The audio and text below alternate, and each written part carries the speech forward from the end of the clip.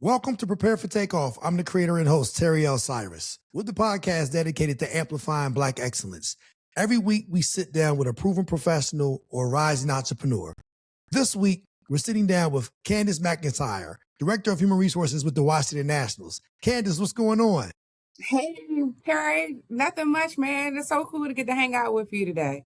I'm glad that you was able to make some time for us. I know baseball season is underway, and this is your busy season. Please allow me to give you your virtual flowers, or must deserve. You've been doing your thing. I just want to give our audience the opportunity to really hear your journey and give you the opportunity to, more importantly, unpack how it started. So with that being said, I know you're originally from Chocolate City, the original Chocolate City, Washington, D.C., D.C. stand up. So what was it like growing up in D.C.? It was actually awesome. And so if I could tell you a story, Terry, I actually grew up in Southeast Washington, D.C., and both sets of my grandparents lived on the same street. So I would be able to go from one set of grandparents' house to the other, but I didn't have to go far, right? And it was always amazing. I was surrounded by family, a large family.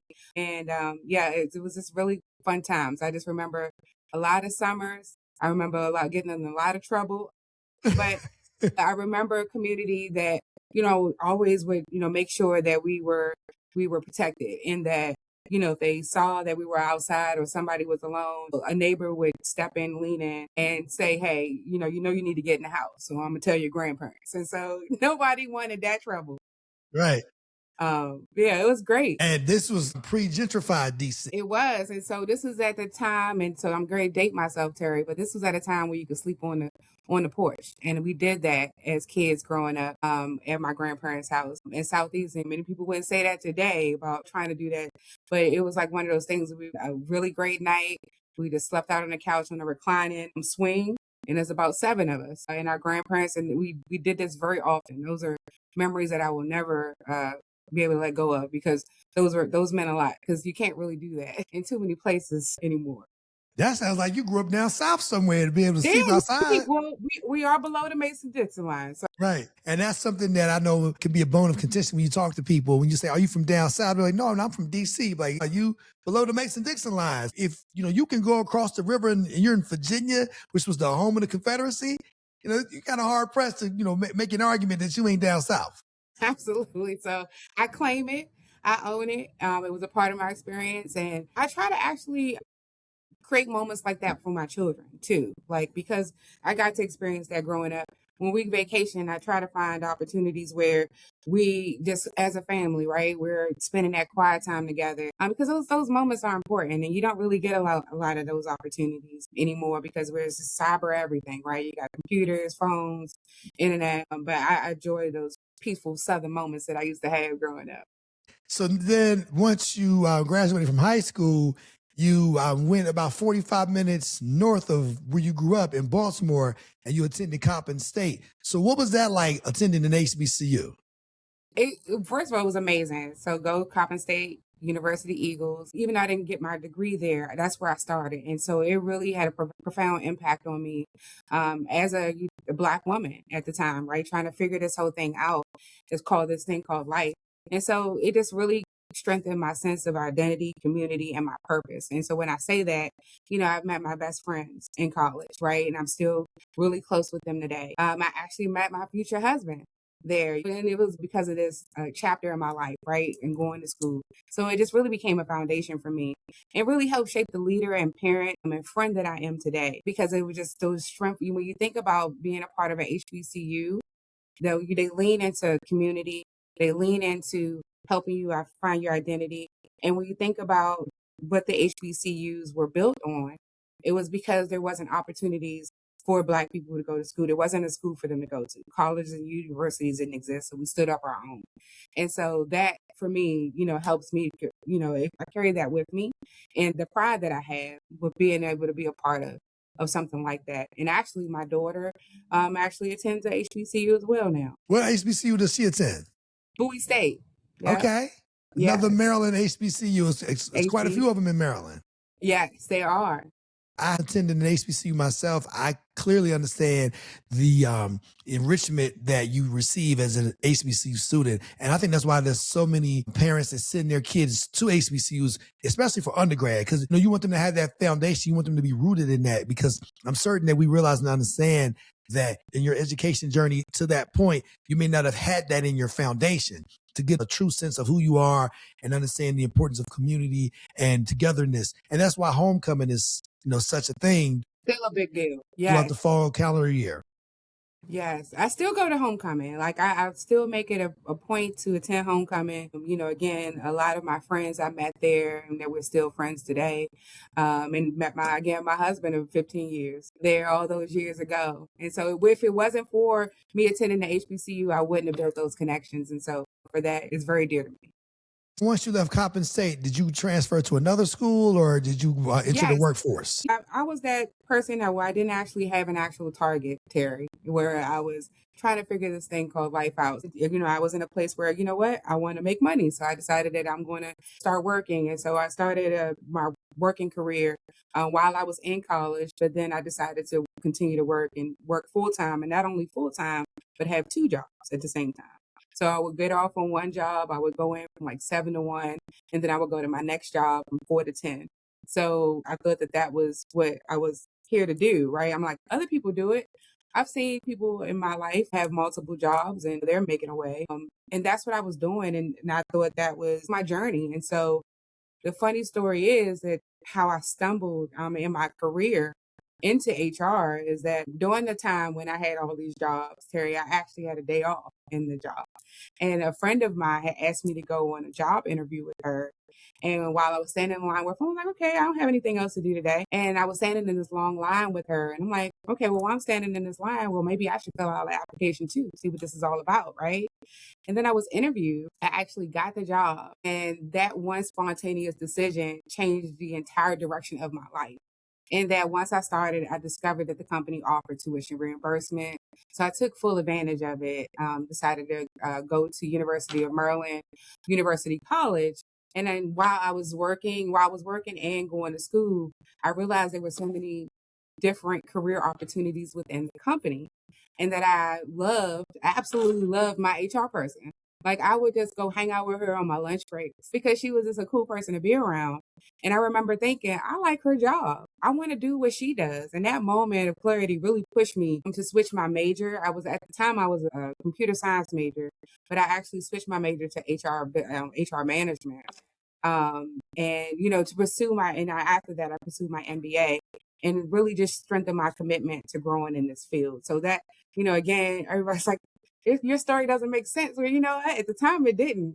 But when I reflect upon it now, it all makes sense and it all ties into, how I really am as a person, right? I love people, right? So I'm passionate about the type of work that I do.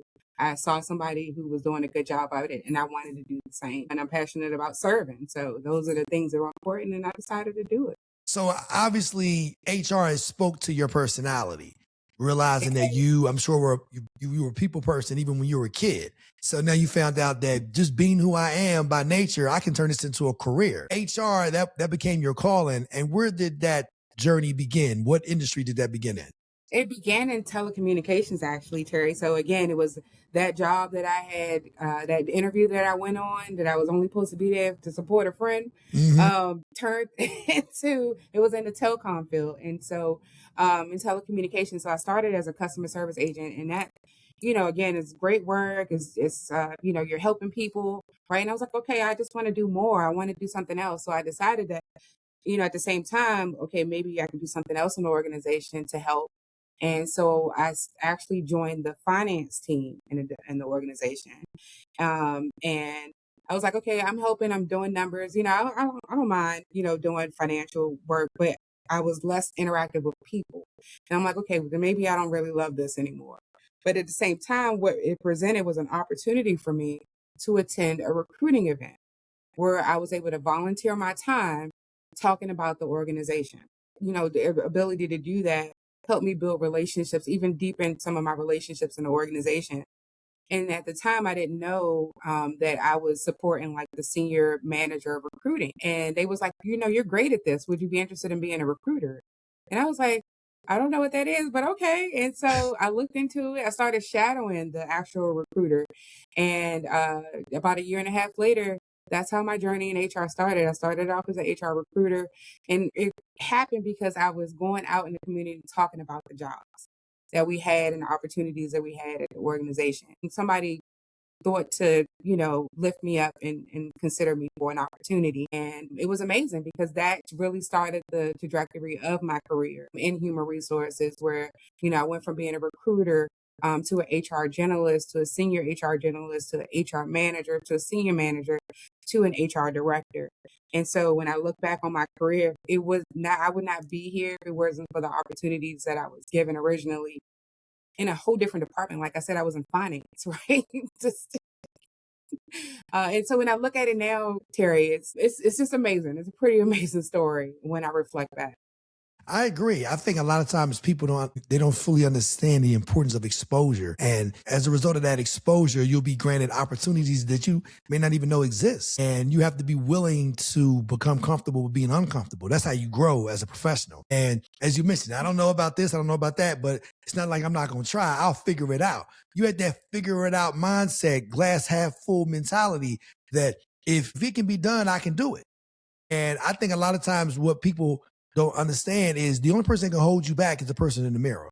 You could have said, hey, no, this is what I want to do. I came to school to get this degree, to work in this capacity.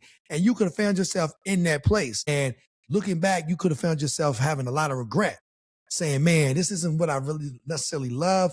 I make good money. I can earn an honest living and it helps support my lifestyle, but I hate what I do. And you were able to learn very early on that it's very important that you do what you're passionate about. What is it that I feel comfortable with? What is it that gets me out of the bed on a day in, day out basis? And then everything is going to come with a lot of demands and you have to put in some sweat equity. But if you love doing what it is you're doing, it doesn't feel like work as much as it would if you did something that you absolutely hated. Like for me, don't put me on the line to count widgets. And I don't care how much money widget counting can make. I'm going to be miserable. Mm-hmm. I'm a people person. You're a people person. I think HR is something that really speaks to your personality. And you're the kind of person that not only do you want to show up to be your very best, you want to lift people up so that they can find the best opportunities within these organizations so you can continue to pay it forward. And I think that speaks to your personality. I think it speaks to how you were raised. And it also speaks to, that continued nourishment you receive by attending that HBCU in Baltimore, Coppin State. Shout out to Dr. Jenkins, who used to be our president at West Virginia State, and then he's since moved on to be the president at Coppin State University. Shout out. Yeah, my fellow Eagleites. Seriously, it's major because it's very important, a part of my story when I think about those experiences and then my life experiences, and then my journey within a career. Because to your point, I don't want to make widgets either. Even if they gave me a whole bunch of money, it's just one of those things where I'm not innately drawn to certain things. But when it comes to people, serving, just taking care of someone, helping them uncover their own curiosity, or find what they're truly passionate about, I am there every day and all day. Like Terry will not go home until we figure this out, right? Right. Because I absolutely adore doing my best work. I believe is pouring into other people. That's what I think that I'm here to do. From telecom, what industry did you enter into? So from telecom, I decided that I wanted to pivot in my career. I had gotten to a space. I had spent 20 years in telecom. So I like to tell everybody I started when I was 4, right? So that's there you go. 24 today. Right. But I started there, did 20 years, and I started to get this itch in your career where you're just like, okay, what else could I do, right? Is there anything else? And I felt like it wasn't that I plateaued in my career. It was just, where else can I extend my ability? How else can I grow, right? All I had known for 20 years was telecommunications. And I'm like, my degree and the things that I can bring to an organization are bigger than that, you know what I mean? Or I can add more value somewhere else. And that's what I decided to do. So Terry, I actually stepped out on faith, right? And when I think about it, I bet on myself and I decided to just put myself out there. I said, well, what about sports? I love sports. I watch ESPN all the time with my husband. Like he keeps it on the TV. And so I really became it. I'm like, I watch it. I'm drawn to it. Okay, let me apply for opportunities. And I did that. And I received a couple of interviews. And the one that called me back was the Washington Nationals, which I'm happy that they did, because I actually love baseball too. Like I used to listen to baseball on the radio. Sometimes we couldn't get the broadcast channel, I would listen to it on the radio. Again, it goes back to the childhood that I experienced, right? Swinging on the porch and listening to baseball on the radio was a part of my childhood. What adjustments, if any, did you have to make transitioning from telecom to sports? I think the big thing for me was the time commitment, right? It's a sport that is 162 games, right? And so it's a long, grueling season. So I think there's definitely a grind and a grit that are a little different than the pace of telecom. Now, telecom, don't get me wrong, there's a similar grit and grind as far as trying to get to the next innovation, right? And so it's one of those things where it was easily transferable for me as far as a skill, because I was already kind of like I lived and breathed this before. So there's something magical about sports. It's a little different, and that's something that I've never experienced before. And so it kind of reminds me of going to Disneyland, when you see all the characters around Disneyland, and it's like, oh wow, that wonder and amazement.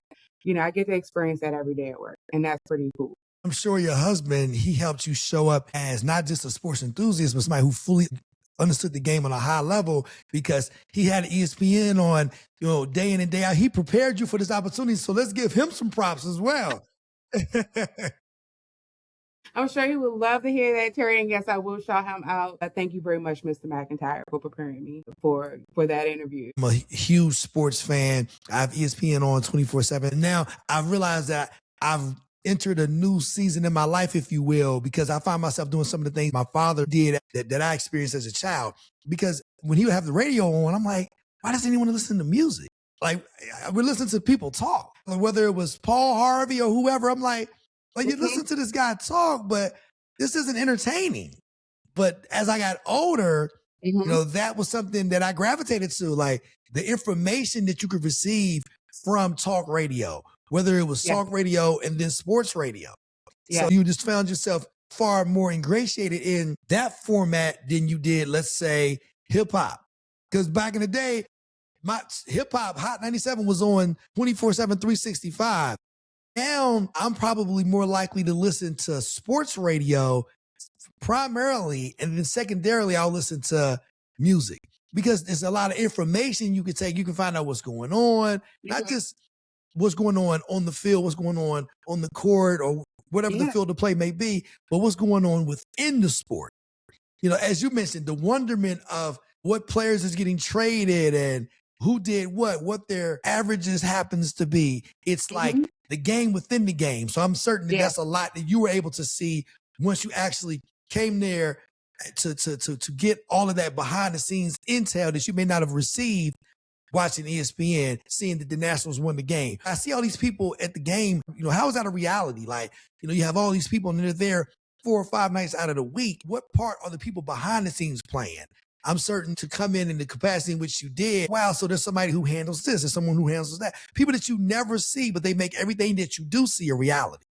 Absolutely. Yeah. Amazing. It's amazing how this much of a team effort is required in order to make it come to life every game. Right. And then, like I said, to do that 162 games, it's a truly great thing to be able to experience as a, HR professional, because you're absolutely right.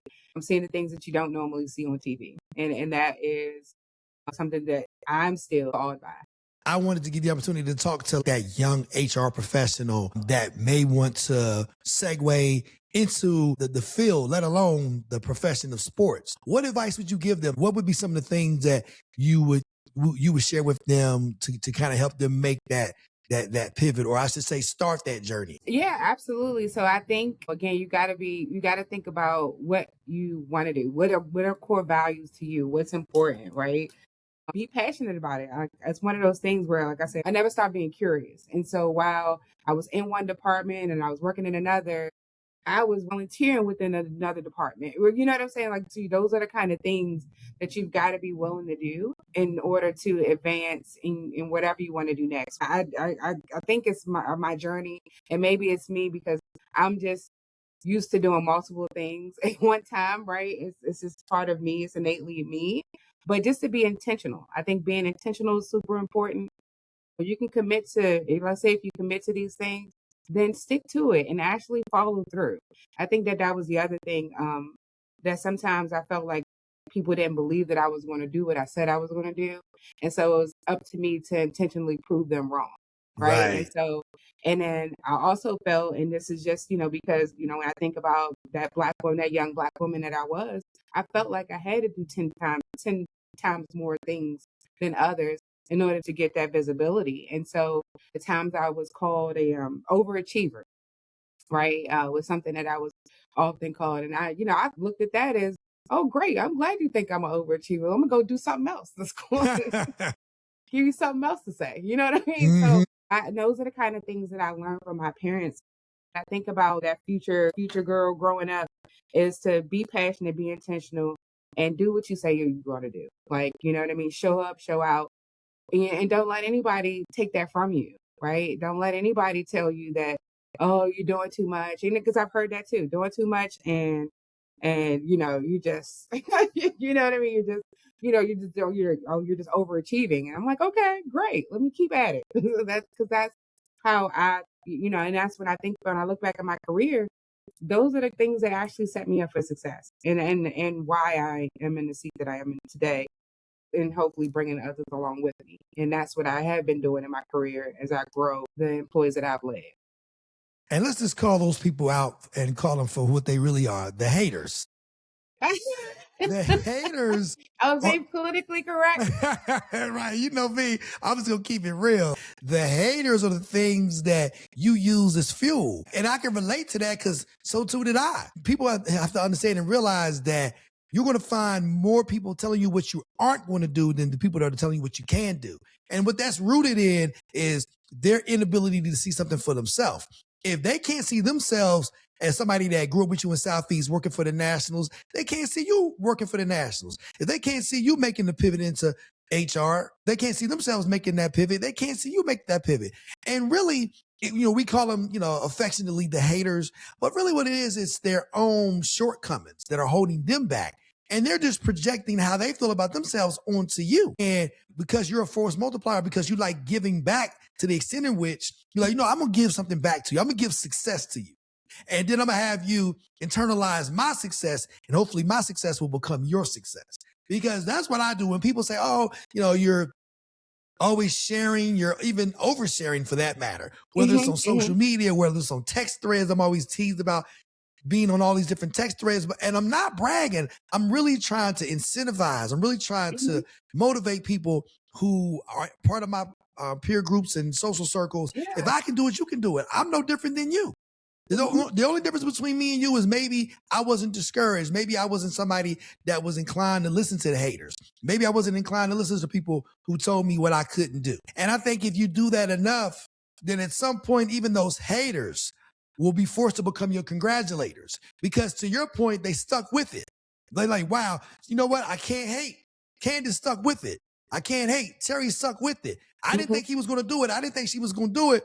But then they go from being your hater to like, oh, that's my girl, right? Yeah, my girl worked at the Nationals, right? But you wasn't saying that when I was on my ascent. Or you weren't saying that when I just decided to step away from one industry to join another, right? There was a lot of silence for a little while when I made the personal decision to try something that different. To your point, it was met with resistance. It was like, well, why would you do that? Why would you leave security like that? You know what I mean? It just, kind of, looked to distract me. It felt like a distraction, but it's one of the things that my parents taught me. They taught me how to stand tall in the world. And I think that is, I'm only 5'2.5", but they helped me understand that, through my grit, my compassion, being resilient, my dad, gave me that attitude and spunk, you know what I mean? And the reminder that adulthood isn't always going to be easy.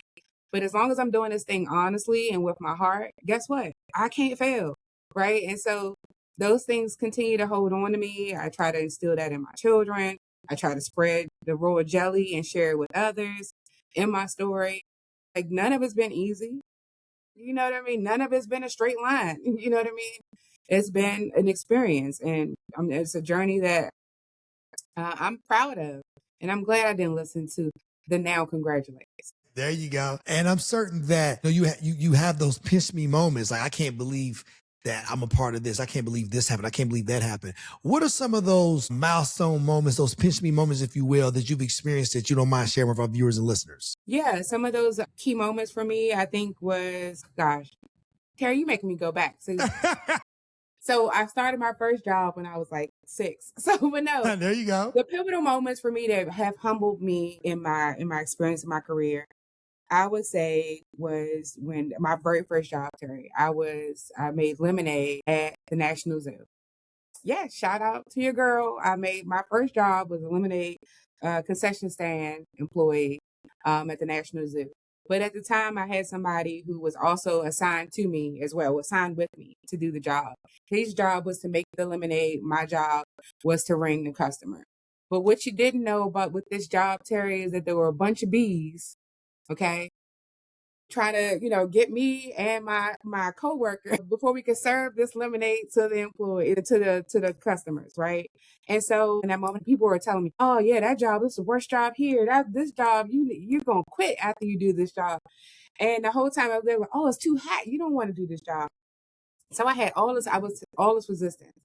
We got up that hill, we went and did the job, but guess what? I didn't get stung. My co-worker helped me make sure that we kept that lemonade stand clean and that we kept the big bees to a minimal, right? None of the customers got stung. It was a good day.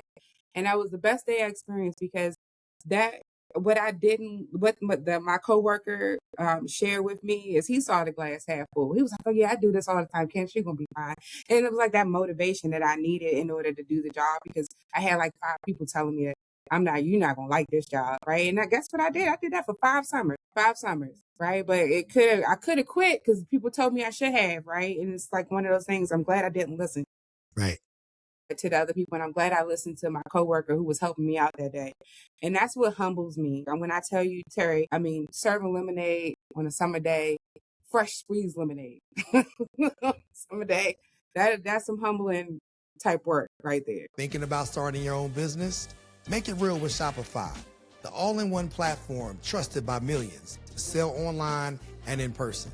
Whether it's merch, art, or digital goods, Shopify gives you the tools to build, grow, and succeed. And here's the best part. When you sign up using the affiliate link in our show notes, you're supporting Prepare For Takeoff and starting your business off right. Click the link and start your free trial today. You went from that humbling work to the work that you do today.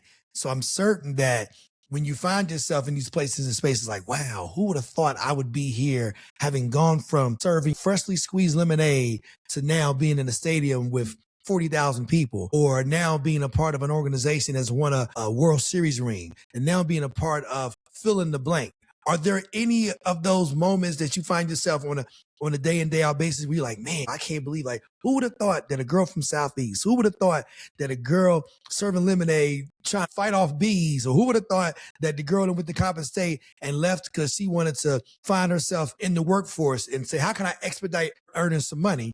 And then not only just earn money on one job, earning money on 2 jobs. And then making a zig and a zag and all, doing all of these things that you find yourself doing to lead you to the point of every day you're going into Nationals Park, you're there at the organization, you're doing your thing at a high level. What are some of those things? Because I'm sure our viewers and listeners are like, man, it's one thing for people to be like, okay, that might be your normal because you're there all the time, but I'm certain that you still have those pinch me moments like, okay, this is my reality now, but it hasn't always been my reality. I came from the same block you came from. I was in the same classrooms you were in. I had haters just like you had haters. And despite all of that, every day is the grand slam. Yeah, when I think about my journey, it's because of the people I've had in my corner. So when you think about any team, baseball, basketball, football, there's a team of coaches and conditioners and things and people you're surrounded by, you know what I mean, mentors, sponsors. I mean, you name there's a conglomerate of people, right? And I think about those people who have been in my life to help me in my career, right? Say, Candace, this is probably a better way of doing this, or a better way of looking at this, or a better way of interpreting this.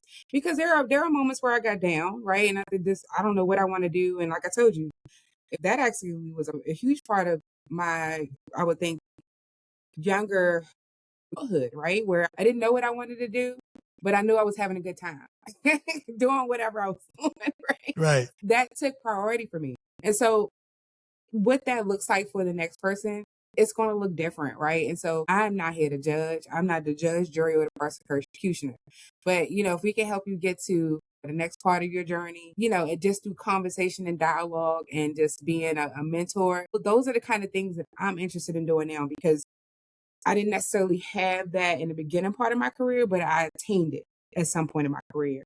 You know what I mean? But I had those life experiences, you know what I mean, that go back to the making of lemonade that, help me where I am in my career now. And so those are the kind of things that I want to, I'm still writing my story too, Terry. That's the Right. other part of this. This thing's not over yet. Lord willing.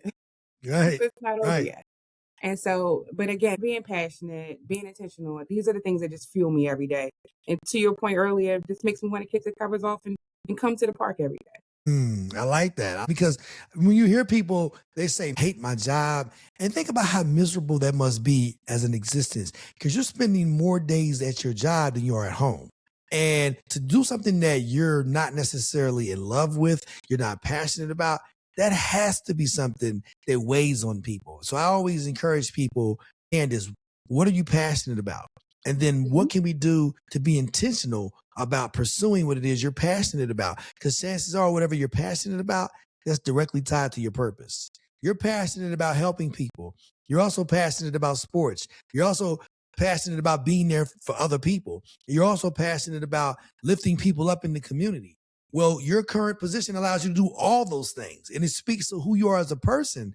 And like you said, it gives you the opportunity to want to kick the covers off and come to the park every day. Because there's many people that they pull the covers over their head every morning. And they're like, oh my goodness, not another day counting widgets. But at the end of the day, they put themselves in that position because they didn't believe in themselves. They listened to the haters. And one of the things I like to say, Candace, is it's never too late. It's never too late to bet on yourself.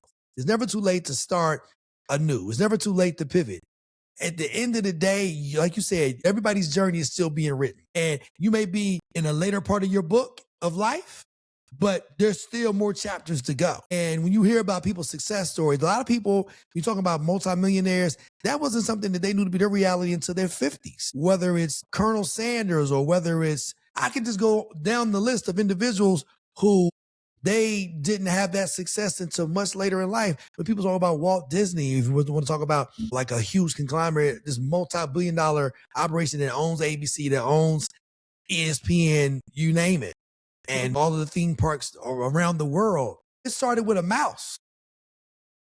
Started out with a mouse. And what preceded that mouse was multiple bankruptcies. This was somebody that if he would have said, you know what, I'm going back east and I'm getting a job in the factory, we may not have a Walt Disney World.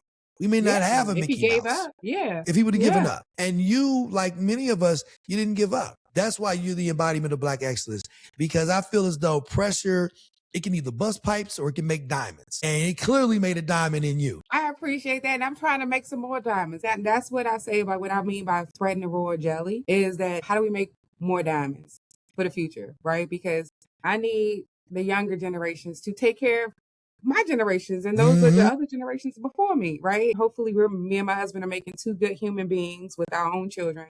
However, we feel like we have more of a contribution in the workspaces that we're in. And me as a HR director, that's absolutely my job, to help shape the future careers of the next up.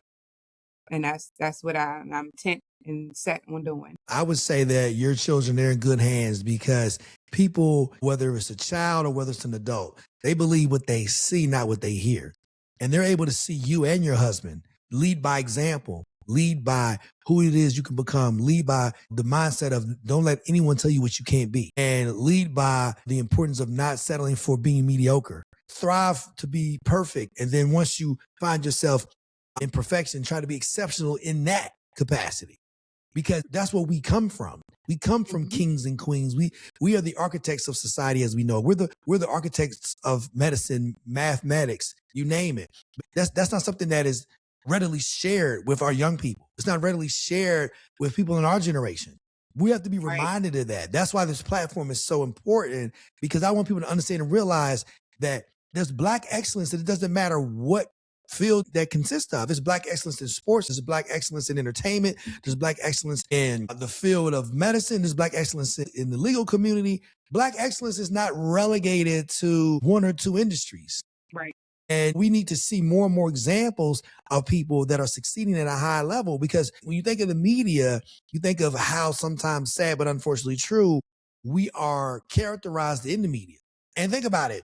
And from decades ago, people used media to project us in a negative capacity. Birth of a Nation. They were trying to send out a message about who we were as a people. And what we want to do is we want to send out a new message that extends beyond what people see on Instagram. It extends beyond what people see when they turn on the 6 o'clock news. We want them to see people like Candace McIntyre and say, listen, this is where my journey, this is where it is, this is where it started, and here's the points all in between. And hopefully they can take from your journey who they can become, and saying, you know what, I grew up in Southeast. You know what, I was really close with my grandparents. You know what, I'm a mom. You know what, I started at one school and then completed my studies at another because I needed to go and work.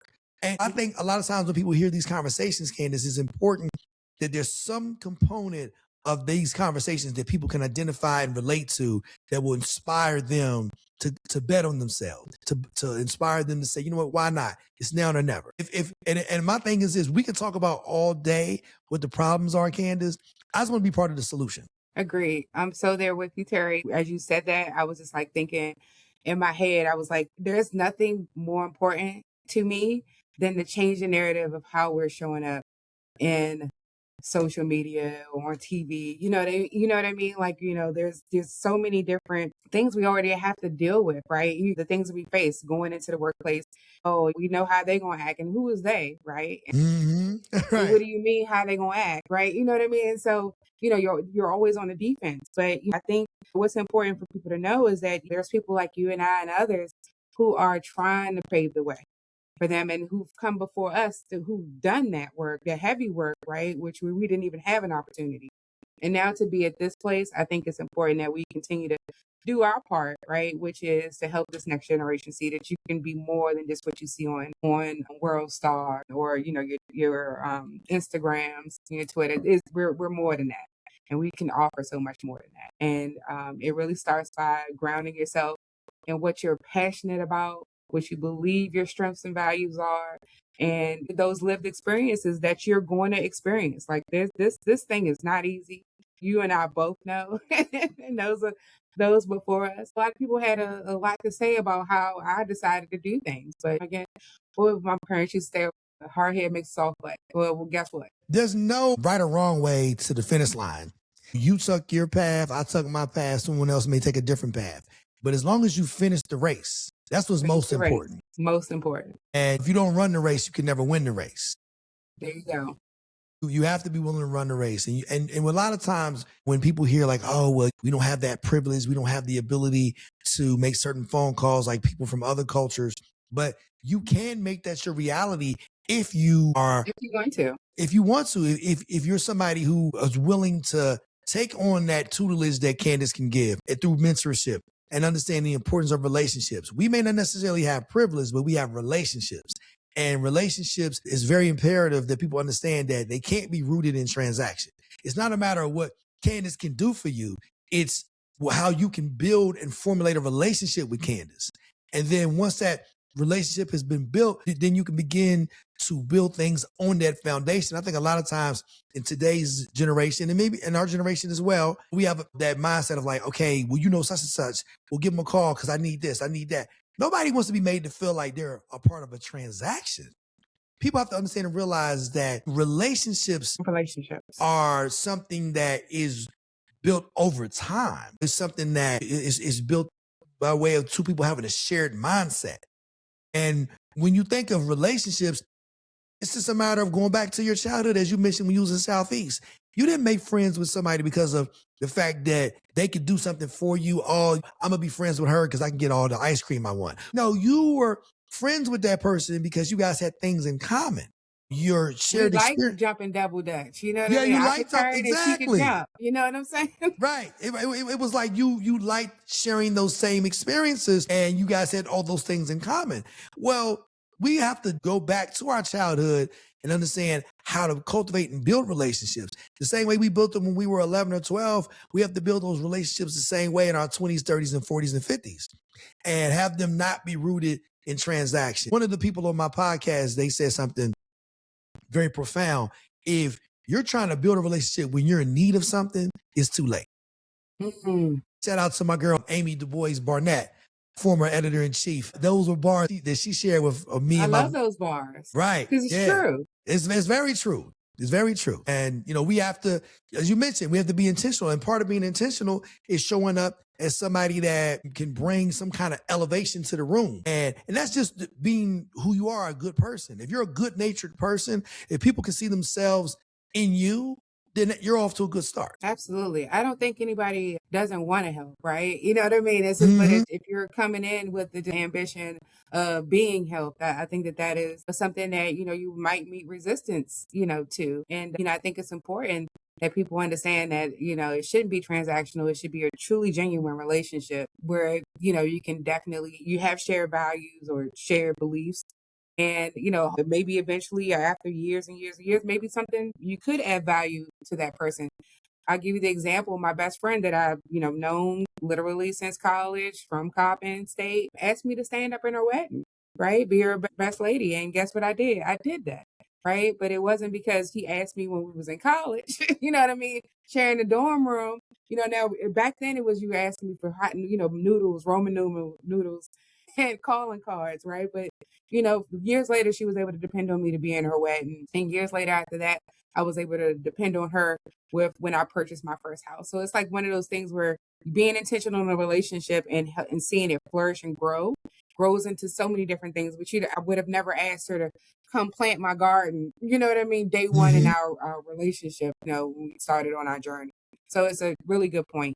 And that when you do come in and you want to, connect with somebody, be genuinely interested in what they have to share. Be genuinely interested in the feedback that they give you and actually do something with the feedback that they give you. Right. Because the other thing that, could sometimes be I would say a cog in the wheel for people is that, they'll seek all of this advice and gain all this mentorship and do nothing with the information. And then, just complain that nothing's happened for me. What are you doing with the gems that have been dropped? You're right. So, and that's something I challenge people to reflect back on. You know what I mean? When there were moments where things got tough for me, because not everything's been shiny, bright, and and a positive experience. I've turned those rough moments into diamonds because of that pressure, right? I didn't let it crack me, but it definitely helped, make me shine in a different way, in those difficult moments. And I went into my memory bank, right, of what those mentors taught me, what those life coaches taught me, what my parents taught me, my grandparents, my, family, what my husband said, all of these things, turned into just a really good mashup, you know what I mean, for how Candace McIntyre gets through the day. I love that. You took those gems and you made some jewelry. Made some jewelry. Yeah. You iced yourself out, as you should. I mean, because a lot of times, to your point, what's this stone? You have a diamond. You have to just clean it up. And, people want something that's already been made into what the marketplace can see it. But by the time you see it in that capacity, it's too late. So we have to be early adopters of change. We have to be early adopters to new information. We have to be early adopters to advice. And we can have mentors in our 40s and 50s because at the end of the day, life is a race. There's somebody, the leg of the race you find yourself running, somebody ran that race before you ran it. Before you, yes. Yes. I made a new friend last night. You know what I mean? It was just one of those things where you vibe with a person and, again, don't want anything from them, but I feel like I can gain life experiences from them because they are older than me. And I look forward to those kind of things because like you said, neither one of our races are done yet. And there are people ahead of us who have things they want to share. I'm like a sponge. I'm still absorbing them. So if I could share anything else with the young people, Be curious, absorb all of it, right? Absorb as much as you can, like a sponge, because it could be so useful later to you, right? As far as how you navigate the world, how you, connect with others, because it's going to be huge. Even though people say, "Oh, you don't need to connect because you have cell phones," and it's not that personal. You don't need that personal element anymore. And I disagree. I believe that personal element, that connecting with someone, connecting with a human, is going to be vastly important, especially as like AI and things come on scene. And so that's why I believe even more in personal connections. This episode of Prepare for Takeoff is brought to you in part by Riverside, the platform that I trust to record studio quality podcasts right from my laptop. With Riverside, I get crystal clear audio and 4K video. Plus, it's super easy to use. Whether you're a beginner or a pro, Riverside helps your podcast sound amazing. Try it out for yourself. Click the affiliate link in our show notes and start recording like a pro with Riverside. You may be able to get the information from AI, but you can't develop a relationship. Like, you can't walk in a room and say, "Yeah, I'm here with ChatGPT." It's imperative that you formulate those relationships. And relationships is something that will not just benefit you, because it shouldn't even be about the matter of how it benefits you, but there will be some benefit, even if it's just friendship, even if it's just camaraderie, even if it's just people that you enjoy being around. But not only will that be something that you can enjoy, but so too can your children enjoy that.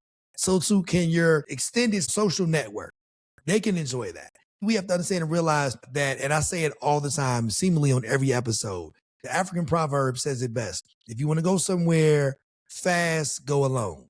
If you want to go somewhere far, you have to go with others.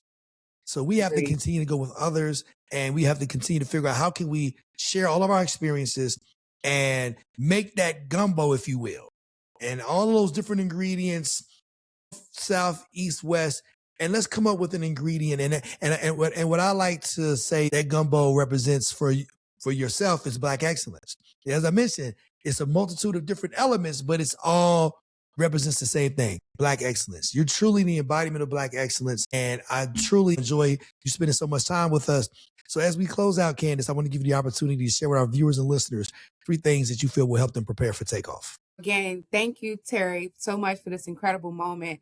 The thing for me that I haven't shared with you, but I have been concerned that my story wasn't strong enough, or it didn't deserve to be heard, right? You know what I mean? Or I was having that kind of like that imposter moment. And so this conversation really helped me just think about my story is important, right? It helped me change my mindset in this moment, just having this conversation with you. And I know we've talked before, Terry, but this right here has been powerful for me to accept and appreciate my Black excellence, right?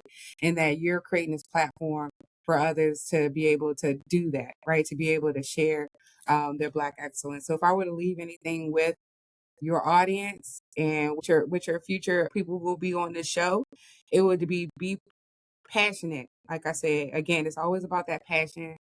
I feel like there's some things that are still untapped, right? And so, I challenge everybody to tap into theirs, to be intentional. Again, word of the day, intentional, in anything that you do, and be yourself. There's nothing more of a killer of anything than not being yourself. Being just, I don't know what people call it today. Back in my day, it was called being fake, right? You can't fake this thing called life. And so being yourself is going to be critically important. And so those would be the 3 things that I would say have really helped, when I think about my career looking back, and then also just looking forward to what's next in my career, is that I continue to have that passion, right? I continue to be intentional, and that I continue to be myself. That's it. I don't have anything else to give. That's awesome. And speaking of mentorship and giving back, I'm certain that a lot of our viewers and listeners, they're going to want to know, how can I tap in with Candace McIntyre, whether that's on LinkedIn, I don't know if you're on any other social media platforms, but whatever information you're comfortable with sharing, if somebody would want to plug in with you. Yeah, absolutely. So I am not so much on socials, but I am on LinkedIn. Believe in LinkedIn, and always growing and learning new things all the time. So I'm online a lot actually on LinkedIn. So yeah, you can find me underneath Candace McIntyre, SPHRMBA. Or just Candace McIntyre. Just put in my name. And I believe I come up as a number one search. I don't think there's many Candace McIntyre spelled the same way. So, but yes, Okay. I'm definitely there. Make sure you guys include all those acronyms because your girl Candace is out here real heavy. So I'm certain that they're going to want to plug in with you. Your inbox is going to be flooded. Like, how can I get more game? How can I get more information on how I begin my journey, pivot in my journey, and especially in the HR field, but just as a whole?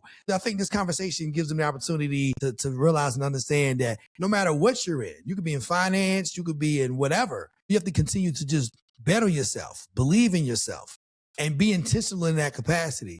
And I think that that's something that really is a common theme when you hear our previous guests, and none of this is rehearsed. This is very organic in nature. When you have these conversations, some of the things that you hear constantly is the importance of being intentional, pursuing your passion. What are you passionate about? And not allowing people around you to prevent you from getting to your destination. The only person that can stop you is you. And that's one of the things, again, I want people to understand and realize that there's a common theme in all these conversations. So if you're in finance, if you're in hospitality, if you're in medicine, you're hearing the same thing. So the formula of success is the same. The variables may change, but the formula is the same. What are you passionate about? And be intentional about pursuing that passion, and that will directly lead you to your purpose. Candace, you are clearly walking in your purpose on purpose, and I just want to thank you. It's been a joy to have this conversation. I'm sure our viewers and listeners, they've been in all of your story. And trust me when I tell you, your story, not only does it need to be told here, it needs to be told on other platforms. To say you have a story to tell is putting it lightly. Thank you so much again, Terry. It has been a pleasure. Yeah, and I can't wait for us to do this again sometime. Like, this was amazing, and I'm happy to be a part of it. That's great. So not only do I want to thank you, I want to thank our viewers and listeners, whether you're watching us on YouTube or you're watching us on Spotify or you're listening to us on Amazon Music, Apple Podcasts, Audible, iHeart, or Pandora. As you know, every week we're going to continue to bring you proven professionals or rising entrepreneurs. And all of these conversations, just like this one, will help you prepare for takeoff. Candace, thanks for joining us. Thank you, Terry. Bye, everybody.